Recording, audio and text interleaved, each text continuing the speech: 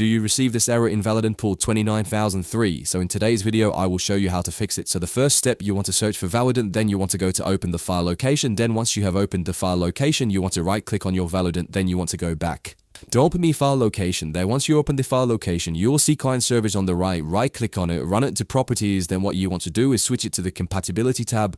I already know if you only seen safe and once, and you want to be able to scroll down with it. Then you want to check the box run this program in compatibility mode, and you want to select Windows 8. Then once you are done, you want to apply the settings. So for the second step, what you need to do is open your motherboard's BIOS. Now you want to restart your PC and press F12 to open the menu.